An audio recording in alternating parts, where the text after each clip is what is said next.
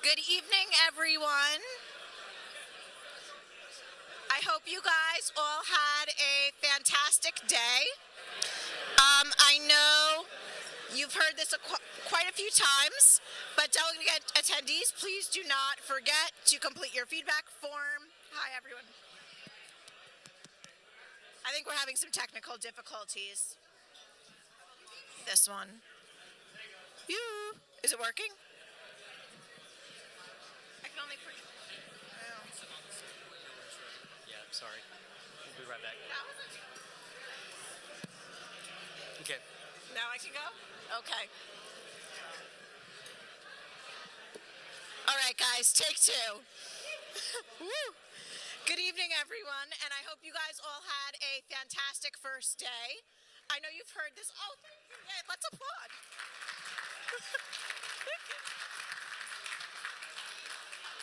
Okay, I know you guys have heard this quite a few times. Delegate attendees, please do not forget to complete your feedback form. It's really important to us. And then I do want to obviously announce that the more meetings we are on track to completing our mission for the Millennium Alliance for you guys to donate to a charity. So definitely want someone in this room to make that donation. And as you're finished eating, I am very excited to introduce you to two executives, Colin Coggins and Garrett Brown. They are longtime tech executive professors and best-selling authors and startup advisors and investors. Wow, guys. So Colin and Garrett have continued to empower the next generation of salespeople and entrepreneurs. Their Wall Street Journal best-selling book, The Unsold Mindset, is changing the way people think about leading, inspiring, and communicating with other people. So ladies and gentlemen, please join me in welcoming Colin Coggins and Garrett Brown.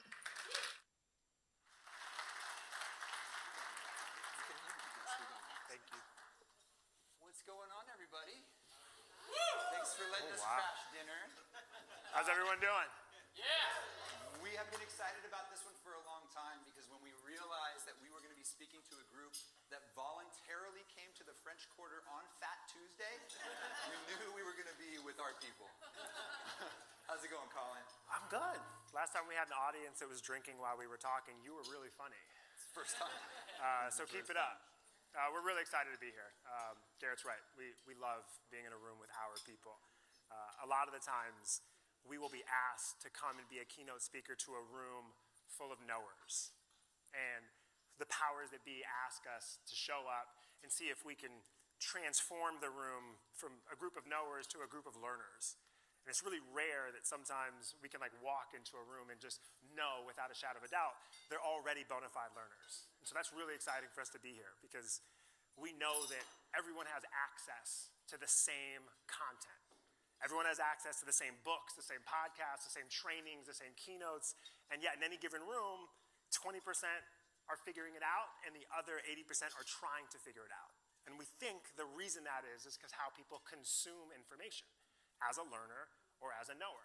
So once again, we're just really stoked to be in a room full of learners, and you're not hungover, right? Not at all. Okay. We're good. So let's do this. We're good. It's late. Yeah. All right. So here's the plan. We are going to do just a couple of brief intros to provide a little bit of context, and then we're going to take you all along with us on this journey that we've been on over the last several years, from an exit to Google to then suddenly finding ourselves creating this class that we teach at USC that became popular, to then writing this book that we thought was about the mindset of the most successful salespeople on the planet, but ended up being about the mindset of the most successful, you name it, salespeople and parents and executives and employees and all of these people that know that in order to achieve anything in this world, they have to be able to sell themselves, and they have to be able to sell their ideas, and of course they have to be able to sell products and services.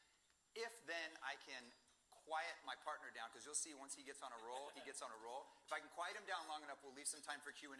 If not, I promise we will let you know where to find us, and we will be happy to answer your questions after the fact. Who has spoken more already? That I have to. Okay. I have to. I do want to say one thing. All right, go ahead. I do want to say one thing. This is a special group because we all know everyone sells, regardless if they're selling themselves, if they're selling their ideas, or if they're selling other people's ideas.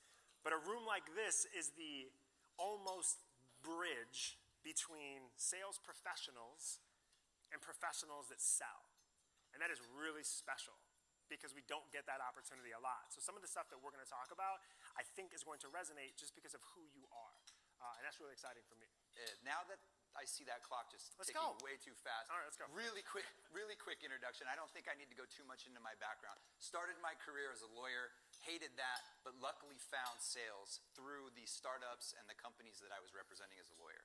Joined my first startup as a salesperson, climbed the ranks pretty quickly, had an exit, ended up with a group of the executive team who said, hey, while we're selling this one, don't go too far. We've got this new idea. And that ultimately became the company Bidium, which I was the chief revenue officer for from the very beginning until we sold that company to Google several years later. That's also where Colin enters the picture, and I'll let him kind of talk about that. The only thing that really matters in this history of mine is that because I came from a weird background on the law side, and because I joined startups, I didn't have like the big company training, and I didn't have proper sales training. I really figured a lot of things out on my own. And that gave me the opportunity to try things out my own way. A lot of stuff that didn't work, but a lot of stuff that did. And some of that stuff that did is the stuff that we're going to talk about today. So I don't want to talk too much more about that on intros. I'd love for you to shut up. No, that's great. I'm done. Yeah. I'm done. I'll see you guys after. What's important for you to know about me? I grew up, I'm a first generation college graduate. So my parents made sure no matter what happened, I would go to college and I would graduate and I would get a real job. And a real job meant anything that wasn't a salesperson. When I graduated college, I had a decision to make, which was move back home with my folks or take the first job that was offered to me. Because I certainly didn't have any money in the bank to like wait it out for the dream job. And so I never moved back home, and I became this salesperson at 21 years old, and I was horrible. Like one of the worst salespeople that you've ever met. Fresh out of college, I was really good at blame displacement. Like I was too smart or too educated or too young. I stood on too high of a moral ground. Like I could tell you all the reasons why it was okay that I sucked, but I really was bad. And on the third month, they put me on something called a PIP. You do not sometimes we have to explain what that is. This room knows. Hopefully from giving them, not receiving them. It's called a performance improvement plan, and it means I was going to get fired. So I did what most newly graduated 21-year-old who was about to get fired from his job would do. I tried to screw over the establishment on my way out. I dare you to fire me early. Stopped reading the script, stopped abiding by the dress code, stopped asking questions I didn't want to know the answers to, stopped laughing at jokes that weren't funny, and I accidentally broke the sales record that month. Like accidentally, I had figured it out on accident. The greatest salespeople on the planet are the exact opposite of who people think they are. Like the moment that I stopped showing up as a salesperson that nobody wanted to be in front of was the moment that these people started seeing themselves in me. And that was transformational for me because I got to see myself in them. And then the game was over. Like it became way more about transformation, a lot less about transactional. And like we'll talk a lot about this, but you know, over the years, I've been a chief commercial officer and a chief revenue officer and all these big titles, but honestly, the only thing I'm very good at is teaching people how to be bad at sales. That's it. And so like, as I think about like my journey to get here, I met Garrett at Bidium, and this was like a garage in Santa Monica. And he came from this lawyer background, and I came from a place where I didn't actually think I was going to be a salesperson. And then at 22, I was managing hundreds of people on accident. And we said, like I came from the entertainment background at this point. Like I had a startup and I was dealing with Taylor Swift and Drake, and I used to say Puff Daddy because that was cool. It's not anymore. But I had made it. I thought I had made it, right? From someone who was embarrassed of being in sales to being a sales leader in Hollywood, I thought that was it. And this recruiter calls me and goes, hey, I want you to meet this guy. I know you think entertainment is sexy, but what's really sexy is software security. And I'm going to stop here because the same conversation that I had in that room with Garrett is the same conversation that's in that book that we wrote for HarperCollins. It's the same conversation that we teach our grad school, our grad students and our undergrad students at USC. The same exact conversation we're going to have with you today. The greatest salespeople on the planet are the antithesis of who we think they are. They're not the most gregarious. They're not the most attractive. They're not the most funny people. Like they're just not who people assume they are. They are the most self-aware people in the room. pardon my French, they can say some shit, it didn't land, and they're able to course correct real time because they knew it didn't land. They're not socialites. Like, some of them are good at social media, but like, if you think about social awareness, they're the people in the room, they're talking to someone, and they know that person is not listening.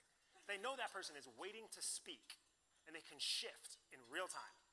Some of them look very much like a pathological optimist, not because they're naive, but because you know what a conversation sounds like with someone when you don't need something from them. Like, how to talk to someone if you assume they were already your partner. So we started seeing like all of this, and it was in our class where we realized these students aren't showing up every single week at USC to be sales professionals. A third of them are trying to sell themselves, and they want to learn how to do it well. They want to create agency in people. They want people to want to fight for them, not have to work for them. And then you had a third that show up every single week because they want to sell ideas. They want to be engineers. They want to be marketers. They want to foster creativity and curiosity, and they want to sell grand ideas and have people buy in. And then you have a third of the class, yes, they are the crazy ones. They actually want to sell products and services. More power to them. But that's when we realized who we were talking to. Every single person in that room is going to sell themselves, their ideas, or someone else's ideas, and they have no idea how to do it. And that diversity that we see in our classroom it reflected the diversity that we were seeing in the conversations that we were having as we were putting together the curriculum, as we were writing the book. And it makes sense. This room, we don't have to talk about it, but everybody sells. We all know this in this room. And so I think we just dive right into the journey. The journey really started with 2 questions, and I think these will be good to ask this room to set the stage. So the first question, and we heard this was an honest group, the first question that we have asked probably tens of thousands of people at this point is, what do you think of when you hear the word salesperson? Now, I realize that this room is probably a little bit different than many of the rooms that we find ourselves in, but what do you think the answers are that we hear when we ask people? What do you think of when you hear the word salesperson? Car salesperson. I heard a Used car salesperson. Sleazy. Icky. What was it? Pushy. Pushy. Okay, now that we've heard from marketing. Aggressive. I'm joking. We get it. Aggressive, slimy. You got adjectives. So over you here. guys have heard them too. Okay. Yeah. Good. All right. So basically, can we just acknowledge this is a room primarily of sales leaders, and even you technically think that the salespeople feel like it might be a bad word at times. And that's weird, especially for this room. But we always hear it. Now, there's 2 questions that we've asked every single keynote that we've done. Here's the second question. Who is the greatest salesperson you can think of? Either someone that you know personally, or it could be a celebrity. But who's the greatest salesperson you can think of? Steve Jobs. What was it? Martin Luther King. Sam Walton. My daughter. Okay, let's pause for a second. Who said my daughter? Raise your hand. Great. So when we asked you what you thought of when you heard the word salesperson, you said yucky, sleazy, pushy, manipulative, smarmy. I know. And then when we asked you who the greatest salesperson is you can think of, you said your daughter. We get it all the time. In fact, the top 2 answers are Steve Jobs and Dr. Martin Luther King Jr. And a close third are people's kids or people's partners. And then you get into Jesus, and then you get into think about this for a second, this incongruence. Think about the incongruence of what you think of when you hear the word salesperson and who the greatest salespeople are. That was the book writing process for us. We thought we were writing a book about why great sales professionals were great. We went to some of the largest organizations out there, to the top salesperson, and we were like, hey, why are you great? And who do you look up to? Who inspires you? Who is the greatest salesperson that taught you what you know? And something miraculous happened. Every single top sales professional that we asked that question to told us that the person that inspired them, who they thought the greatest salesperson was to them, didn't have sales in their title. None of them. We go to the number 1 salesperson at Beyond Meat. We're like, hey, who's the greatest salesperson that influenced you? He's like, the CMO at Adidas. He was the first guy to give his shoe deal to a non-athlete.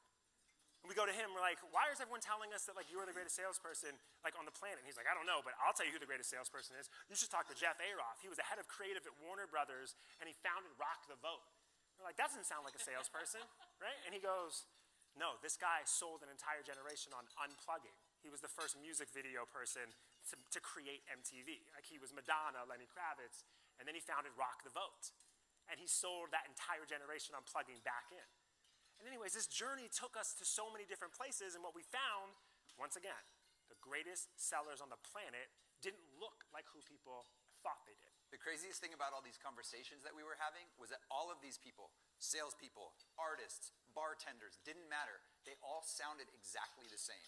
Like they didn't know we were asking them about certain things. We had the luxury of being able to sit back and go, oh, they said this and they said that, and that fits into these buckets. But they had no idea. And so we got to collect all of these things that all of these great sellers, whatever that meant to the person, had in common. And so the reason that we call our book The Unsold Mindset is because the big high-level thing that they all have in common is that they are completely unsold on how they're supposed to do things.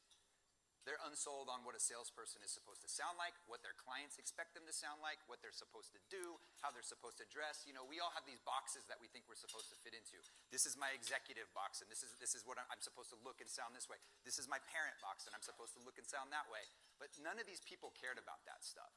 And so I think let's just dig into some of these big picture things. And you know, the interesting thing is, as we have this conversation, and and we'll talk a little bit about this in the future, but as we get into like the age of AI and everybody's freaking out about what are the skills that are going to matter, you're going to see a lot of congruence between the things we're going to talk about today and those skills. So the first big piece, the first sort of umbrella piece that I want to talk about is authenticity and showing up as the best version of yourself to get the person that you are selling to, again, whether you're selling yourself, whether you're selling an idea or a product, to get that person to look for the good in you and see you as the best version of yourself. Yeah. You can't change your world or anybody else's world if you don't know how to move people. Internally in your organizations, externally to customers and partners, and everything in between. And so if you think about this for a second, when we went out to interview these people, we were trying to find what made them so special. And there was something that was really obvious to us right out the gate. They were hyper authentic. Like they were showing pieces of themselves that most of us were trained to hide since we started our professional careers. We didn't know why they were giving themselves that permission, but they did. And it was really interesting. And I'm going to give you this quote. It's Ray Lewis, the old football player. He has this great quote. He says, "They pay me for what I do Monday to Saturday, but Sundays are free. Sundays are my pleasure." It means he loves the game so much, he'd do it for free. They pay him for the bodily injury. They pay him for being away from his kids. They pay him for the diet. But he loves the game so much, he'd do it for free. And out the gate, you could see that everyone that we were interviewing, from like Snoop Dogg to General Stanley McChrystal to the #1 salesperson at Adobe, it didn't matter. Like they had this sense of, they knew the part of their job that they loved so much, they would be trying to solve that problem on Sunday morning for free. That was not the interesting part. What was interesting was because they knew that, all of them at some point or another had no problem telling us the parts of their job that don't bring them authentic joy. Like they all were able to identify the parts of their job where they were showing up inauthentically, the parts of their job that were sucking energy out of them, and they were intentionally ignoring those parts of the job. The best story I can give you is we were interviewing this ad tech executive, and she's a hitter. She's been a hitter for like the last 30 years, started at the ground level, had thousands of people underneath her, at least at the point when we were interviewing her, and we just asked her. We were like, tell us, like as like the #1 ad tech exec that everyone seems to point to as like the one, like what is your special sauce and when did you figure it out? And she goes, oh honey, I remember it like it was yesterday. It was the day I admitted to myself that I don't like technology. And we had that exact face, like, what do you mean? Like, you're an ad tech hitter. Everyone we talk to keeps telling us to talk to you. She goes, no, I get it.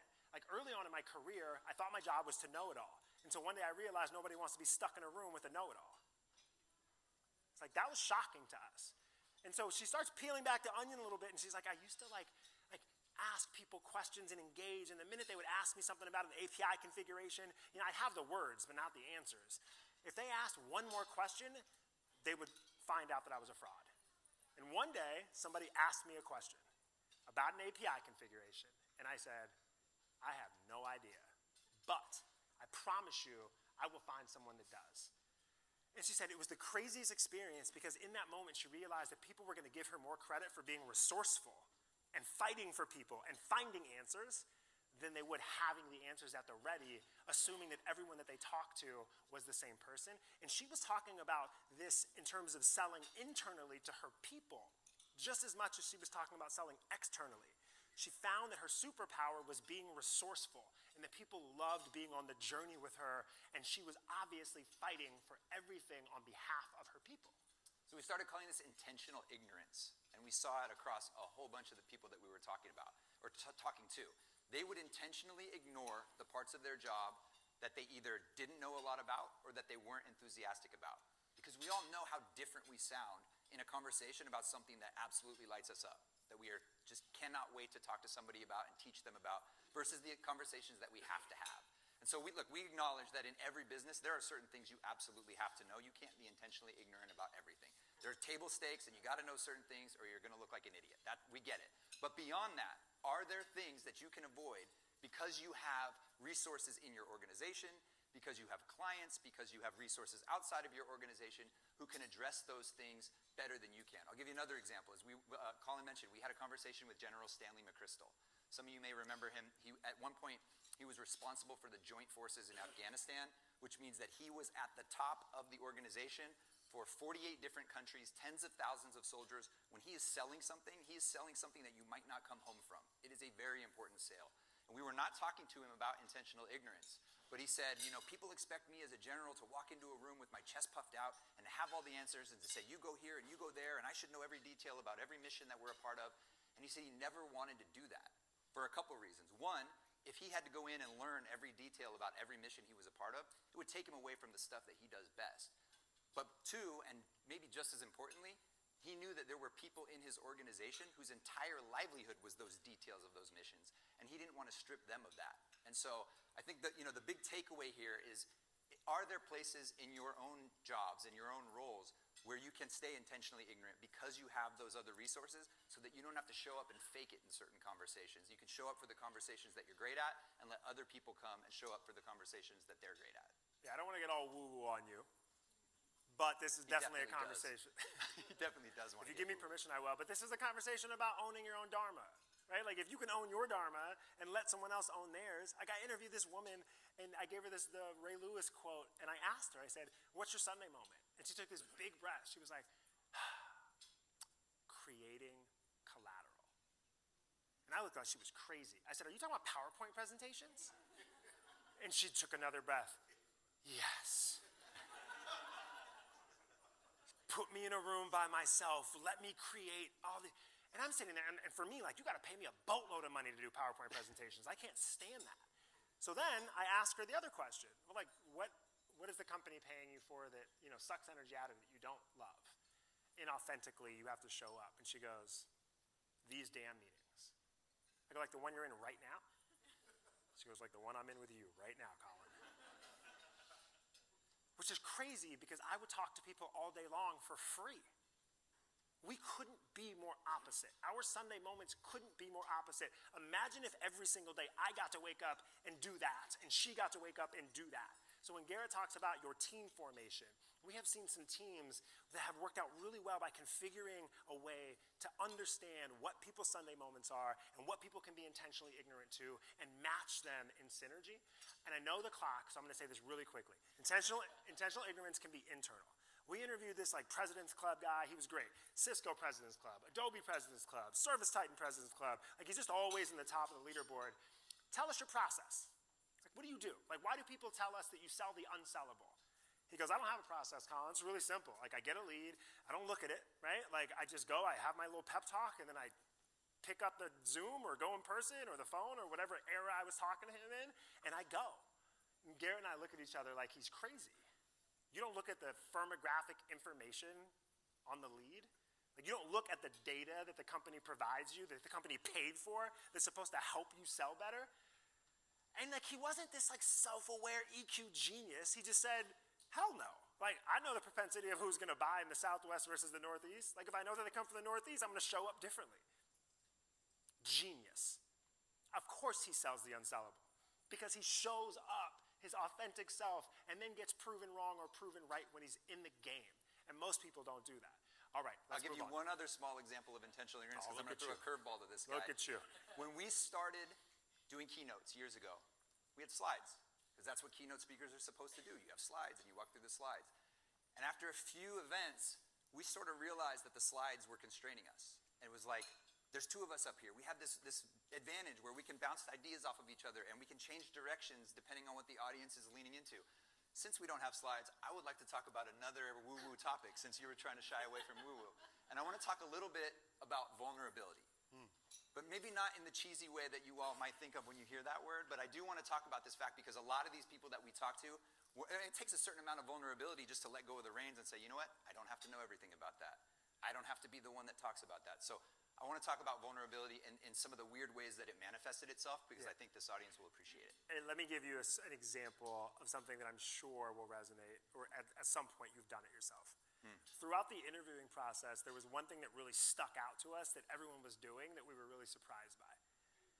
Really successful leaders, people, sellers in any sort, like anyone that we interviewed, at some point or another, they were finding themselves talking to themselves out loud in front of us.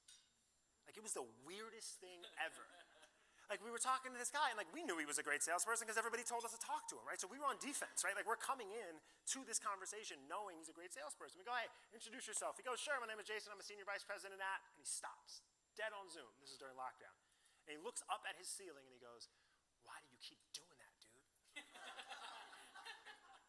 And he looks back at us and he goes, can I start again?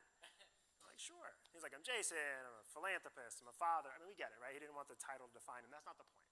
The point is that Garrett and I have been ripping people apart behind their backs during this interview process. Like we're trying to find the good, the bad, the ugly so we can create this body of work and teach people. And we couldn't find one thing we didn't like about this guy. And it was weird. So we rewound the tape. And it was these 3 seconds.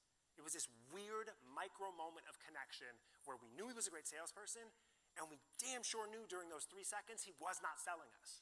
Just during those 3 seconds, he led us in to the left side of the equal sign before he had this perfect right side of the equal sign. And when I tell you that we saw this everywhere, every single interview we had in some way, shape, or form, we found someone talking to themselves out loud in front of us, and it was genius, and they didn't even know it. Like 3 weeks later, we're talking to one of the top trial lawyers in California. And I'm talking about a weird sales job. Like you're selling to your customer, the jury, while your competition is in the room, poking holes in your sale in real time. And we were not talking to him about this, talking to yourself out loud, and he's just telling us a story. We said, tell us about this time when you had an interesting selling moment in a courtroom. And he said, I was arguing my case in front of the judge and the jury, and the judge interrupted me. And he said, hey, would you mind repeating what you just said? And he goes, I froze. And I looked up and I said, what did I just say? And he said, I looked back at the judge and I said, Your Honor, I have no idea what I just said. And he said the judge laughed and the jury laughed. And like for that moment, he was just a human being who was a little bit nervous to be in that room, just like anybody else. And so we started calling it showing your work. Like you remember in math class in high school, you didn't just get credit for the answer. You got credit for showing the steps to getting that answer. And in the real world, in a selling situation, you get that same credit for showing your work. And I want to be really clear. These people are not doing this as a tactic. This room doesn't, I don't need to explain it to you all. Any sales strategy or tactic can be weaponized. These people are just so vulnerable and so comfortable in who they are and showing that left side of the equal sign that they give themselves permission to be imperfect and talk to themselves out loud. And that imperfection, this is the sad truth. People like buying from people like themselves. It's like, which is really hard when the person you're talking to doesn't necessarily look like you. So it's like, we've found that the only common denominator between you and the person across from you is that you're both imperfect. Like what we were finding was that the greatest sellers that we were talking to were so much better at most at just showing people they were imperfect before someone else. Like during lockdown, we had like an epiphany. We were interviewing a bunch of people, and like granted, like we were really lucky. Like during lockdown, we had access to so much video because we just had so many leaders that were sending it to us because they knew we were writing this book. And we saw this pattern emerge during lockdown. There was like 5 distinct groups that were selling in different verticals, like medical, software. Like they did not have anything in common except they were at the bottom of the leaderboard before COVID. Before COVID, they sucked. And something weird happened. During lockdown, all 5 groups rose to the top of the leaderboard. And we didn't know why, but we were really interested. So we started watching the tape. and they really sounded eerily similar to each other, or at least in the first 5 minutes. They were horrible. Like the first thing out of their mouth was like, hey, thanks for showing up. I don't even know if we should be having this conversation right now. Like, this is weird. Yes, before we knew how to blur our backgrounds out. Like, this is my kid running behind me. That's my wife chasing him, trying to put an adult mask on that 3-year-old. Like, they were bumbling idiots. I'm telling you, they sounded horrible. And then at some point, they realized what they sounded like. And they were like, I'm gonna stop. I'm just calling the elephant out in the room. Like, I'm typically better at my job than this. Just thanks for showing up. And almost every time, the person on the other end of the Zoom would say, thank God you said that. This shit is so weird. Like some version of that. Like one of my favorite quotes is, I'm so happy you said that. This is my first pandemic too. That's a quote. So what happened there, right? This group knew they were living in a shared experience. They knew beyond a shadow of a doubt the person on the other end of the Zoom was living in the same imperfect world. So they had no problem sharing that. That is a microcosm of what we saw across all of the unsold. That they made these grand assumptions that they were living in a shared experience with someone else, so they had no problem sharing the real version of them. And when Garrett talked about AI, like my favorite AI story is like my 8-year-old kid asked me, like, Daddy, how do I get good at AI? And I knew the answer, but like I set him up. I was like, let's ask AI. Hey AI, what skills are necessary to thrive in a world of generative AI? There were like 10 answers that came up. 2 of them were technical. 8 out of 10. Leadership, metacognition, curiosity, creativity, communication, enthusiasm, agency. I mean, it was crazy because they sounded like salespeople. Except this was supposed to be like how everybody thrives in the generative AI world. And so, like when people are scared of AI and scared of of the unknown, that's okay because we're living in a shared experience. It's not just them. It's not just you. Like, how do you do that? Like, that's up to you and your authentic self. But we saw that during COVID. We see it all the time when we're having these AI conversations and you're looking at me like the clock is running and I should shut up. So I will. All of this stuff, intentional ignorance and building that infrastructure around you, showing your work, all of this stuff is really about what I mentioned earlier, which is getting the person that you're talking to look for the good in you as quickly as possible, and hopefully vice versa. So I want to triple down on the woo-woo stuff now and throw another curveball this guy's way because I like this room and I'm feeling like it's going to land well. I want to talk about love for the next 10-ish minutes. That's not going to land well. It's going to land well. We're going to talk about love. I'm going to make him do it. She says right, yes. She said yes. Okay. Let's do it this way, okay? I've been married for 10 years. And the reason why I don't know if it's going to land is because we just spent like the last 30 minutes telling you about authenticity and vulnerability and being this real version of yourself. And it sounds like he's asking you to now fall in love with people, which sort of feels contrarian. So let me frame this. 12 years ago when I was engaged to my now wife, my wife is a big wedding planner. And during wedding planning season, she asked me a really important question. Honey, can I put wedding planning meetings in your work calendar? She wanted access to my calendar so that she could schedule in between my work meetings. What that meant was I was going to be late to a lot of work meetings. Facts. So, but I'm a smart fiance, so I said yes. I would catch myself like running into rooms so late and just profusely apologizing and looking like this like bumbling idiot that I was sort of talking about during this COVID example. And I would go in the room and I'd be like, hey, I am so sorry. I've got this fiance. And like today was like this really big like wedding planning debate between like this bougainvillea and the two. And I'd understand what I sound like and I'd stop myself. Like, I'm sorry. I just want to let you know, like I should have been here early. It'll never happen again. And I would always get one of 2 answers. Colin, it's all good. It is going to get way easier on your second marriage. Direct quote. Direct quote. Or Colin, some version of, it's all good, I've been married for 30 years, happy wife, happy life. Something like that. I'm not losing a deal when someone tells me their marital history in the first 17 seconds. Nobody is. You're not losing a deal if someone's telling you their marital history in the first 17 seconds. So what happened? Like, what was that? It was that moment that they saw themselves in me. The moment they saw themselves in me was the moment that I could see myself in them, and then everything turned around. Because it's really hard not to look for the good in someone when they remind you of you. It's really hard to show up in this adversarial relationship and like be the salesperson that you never wanted to be when you are selling you. And so that was really interesting. And I'll throw a loop because he's been doing this like 3 times. Let's do this with Garrett. This is my best friend in real life. This is not the best version of himself. Thank you. I think I know where this is The going. best version. I already regret The going best down this version road. of Garrett Brown is when he had a junior high school crush on someone who I'm not allowed to say her name because this is being live streamed and Garrett's been happily married for a really long time. Almost 20 years. Yeah, almost 20 years. But he used to always talk about Michaela Drew. And, what do you think, you're just gonna throw me for a loop? Man. But you know, to Garrett's credit, we talked about her a lot because when you have a crush on someone, you are looking for the good in them. And like we would talk about like when we had crushes on people, like they would make jokes. Garrett would actually laugh when Michaela made a joke. Like he would laugh because he thought it was funny when no one else laughed.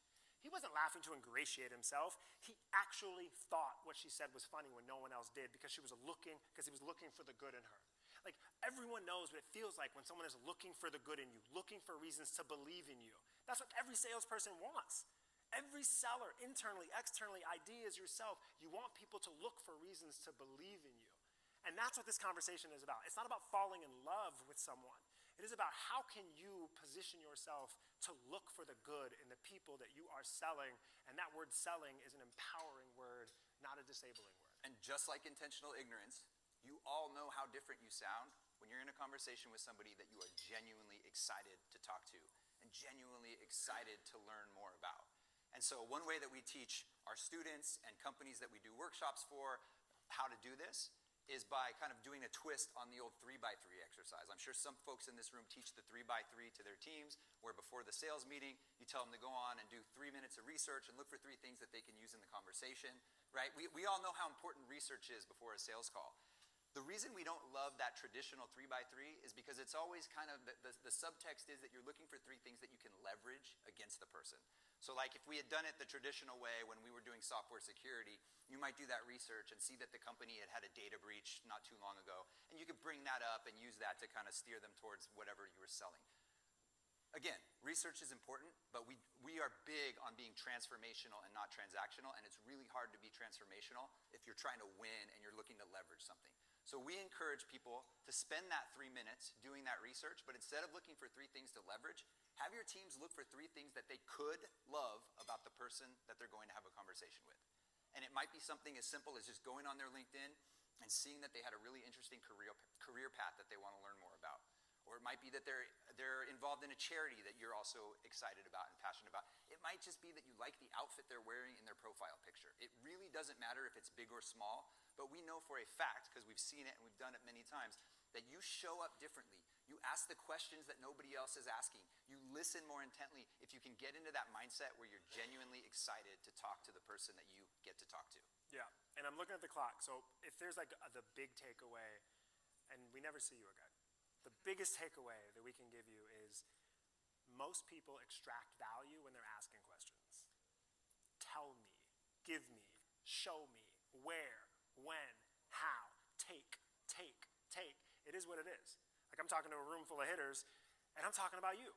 Like most of us extract value when we ask questions. There is this rare breed of individuals that we have found over the course of our careers, but also just writing this book specifically, that have figured out a way to add value by asking questions. So they say like great sellers are remembered for their questions and not their statements. Like how does someone ask a question that adds value when they're set up to extract? Think about the last time someone asked you a question that you had never heard before. And you had to ideate for the first time in real time on whatever that answer was. Whatever that answer is, that's your answer. You bought that. You weren't sold. If I asked you this impactful question you had never heard before, you were like, damn, let me think about this, and then you said it and I walked away, I gave you a gift. If I never saw you again, that's an original thought. And so that is not the crux of it, because if I just left the stage right now, a lot of people go, okay, I'm gonna ask a bunch of great leading questions that I know the answers to that they don't. Not realizing that we smell that shit a mile away. Like the most dangerous person in any room that is taking your brand and putting it on their backs is the person that lacks self-awareness. And if you want to find someone that lacks self-awareness, look for the person that raises their hand and say, I'm self-aware. Because they have no idea how they sound when they say that. They must be lacking self-awareness. So this conversation that Garrett and I are having, this like 3x3, we walked into a room one time, and there was a gentleman that did not like us. A lot of times we walk into rooms like consulting, and like we're just talking to people that are older than us, or at least one of us. Well, a few weeks ago, somebody called him a geriatric millennial, and it was the greatest moment of my year. And so this disgruntled, mature gentleman, we walked in this room, and basically he was the only person in the room that was on the top of the leaderboard. Everyone else was flatlining. CEO asked us to come in, and he was like, hey, train the team through the mature gentleman. Because if you can catch him, everybody else will follow suit. And so we're like, hey, like, we're going to give you a lead. Would you do us a favor? Like, we're going to give you 3 minutes. Will you fall in love with this lead? Just try to find like 3 things that you love about it. And he almost laughed us out the room. He was like, no, I'm not, and he loved air quotes. I'm not falling in love. Why? Points to the leaderboard. Does it look like I need to fall in love?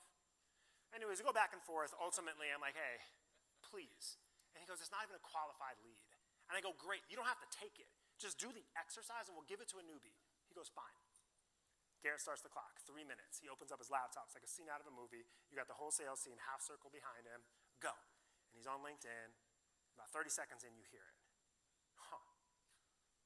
And I'm, what? And he goes, this guy went to the University of Minnesota. I go, you love the University of Minnesota, don't you? He goes, no, I do not. I go, all right. Fingers down. You hear it again. What? This guy graduated college right around the same time I did. You love people your own age. No. And then right as he's about to put his hands down, you see this like smile that I had never seen before because he's not a smiling type of guy. And he looks up and he goes, but you're right. I do love Bob Dylan. We're like, what? It's like, Bob Dylan's my age. And Bob Dylan went to the University of Minnesota for like a year or less. Bless you. And the whole team saw it. Like, if this person was going to take this lead, he was going to show up to this meeting and ask questions that most people would have never asked this human being because he needed to know the answers to a question that most people could care less about. And we were done. We were going to take the lead, give it to a newbie. What do you think this mature gentleman told us when we were trying to take the lead away from him to give it to someone else? Not a chance. Not a chance. The guy ends up buying. This unqualified leads by. We go in the back room, we do an after-action review, or whatever you call it, some version of an AAR, and we're like, hey, please talk to the room and tell us how that went. He goes, I'd like all of you to know that the reason why that gentleman bought was not because I fell in love with him. He had a problem, we had a solution. And I was like, yeah, that makes a bunch of sense, except you would have never spoken to him in the first place. See, like what we were finding with like these greats, I mean, most of these people that we were talking to were great leaders and great entrepreneurs, and some of them were great individual contributors, but they were finding opportunities, not where they didn't exist, where no one was looking. Like there's a story in the book about, and then I promise I'm going to shut up. Well, can I lead it? I think I lead know it. the story Lead you're in. telling. There's a reason that our book is about mindset and our class is about mindset. And Colin said it at the beginning. We all have access to all the same training and all the same books and all the same podcasts. But I'm sure you all know that the people who are leaders on your team are just the ones who ingest that differently and who think about it differently and who see the opportunities where they aren't. So I want to leave with one story because I see the clock now it's got. Can you all look at this clock? This is the most intense. Oh my God. The most intense clock. That is scary. So let's leave with my favorite story that we tell that sort of encompasses that. And yes. And we cut out like half of our normal keynote, and that's not a pitch for the book, but like. I just would love you to read it because I think you'll see yourselves in the pages as much as we do. But anyways, this is a story that you don't have to read because it's already in the book. I'm in my office at Bidium, and there's this beautiful like brown distressed leather couch. And this, not this someone, my number one seller Like my number one salesperson comes into the office, slams the door, sits on the couch and goes, "We got a problem, boss." You never want to hear that from your number one salesperson. I'm like, "What?" "Your rookie is hoarding leads." "What do you mean?" "Yeah, exactly what I said. When I get it in the morning, he's already there. Everything in New York, in California, like any major metropolitan city, like there are no leads, there are no opportunities. They're all under his name in the CRM. When I leave at night, he's prospecting into Sydney, Australia, and she makes some jokes. She's like, "Unless you want me prospecting in the Outback, you better figure this out." I'm gonna figure it out. I call the rookie into the room, sits on the same couch. I go, "Hey, we gotta talk." He goes, "What's up, boss?" I go, "So listen, as soon as I open my mouth, he starts doing this. Sliding his tuchus back and forth on this couch." And I'm like, "What are you doing?" And he goes, "Damn, this is a nice couch." Salespeople are weird. This was an exception. I say that as a salesperson. I'm like, "You good?" He's like, "I'm good. It's a really nice couch." Okay. As soon as I try to talk again, it's like he has this, like, something uncontrollable happens. As soon as I try to get my words out, he stands up, puts his butt in my face, I won't do it, and starts flipping over couch cushions, trying to find who made the couch. He finds it. At some point, he doesn't even, I don't think he understands I'm still in the room watching him. Like, it's a very weird experience. He flips over the couch cushions, opens up his laptop like I'm not sitting in front of him, goes on LinkedIn, starts looking, and then at some point, 15 seconds, he goes, "Big eyes. Oh my God, they have 6,000 employees. They absolutely need identity access management. You care if I prospect into them when we're done here?" I'm like, "No, I don't care." He's like, "Cool." Closes his laptop, slides it aside. He goes, "Okay, what do you want to talk about?" My response, absolutely nothing. You literally just found a deal in a couch cushion. The same exact couch cushion that my former number one salesperson told me there were no opportunities on. And so, like, once again, we didn't write this book to teach you something new. We wrote this book so that we could label what people are already doing exceptionally well. And we didn't get to talk about goals or purpose, so I guess just ending, like, it's a really big deal for a group like you to let us come up here and, like, live out our purpose through you. And when you see purpose-driven people, they move differently around people when they see their purpose in them. And so, like, we just have a huge amount of gratitude for you letting us do this. And I don't think we have time for Q&A, but we are easy to find online. If you have questions or if we can help you all with anything, please reach out. Thank you all so much for letting us be here.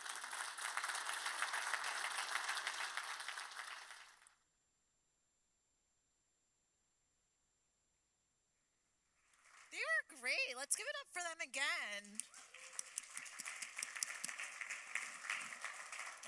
So before our dinner concludes, I did want to mention, obviously, that the night is still young, and we will continue the evening with some cocktails at the lobby bar. So I do expect to see all of you there.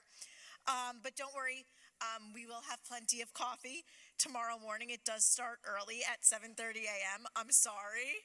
But like I said, we will have coffee.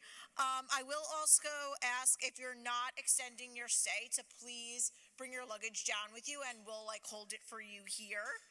And then we do have a fantastic breakfast panel tomorrow, navigating e-commerce in the shifting market and driving sales and growth in a slowing mass market at 8 a.m., moderated by John Westman, instructor at Harvard, alongside an all-star panel that you certainly don't want to miss. John was actually so kind to give me some beads for all the hard work. So everyone, enjoy your evening, and thank you for a great day, and I hope you guys stick around tonight. And if not, I'll see you in the morning. Thank you.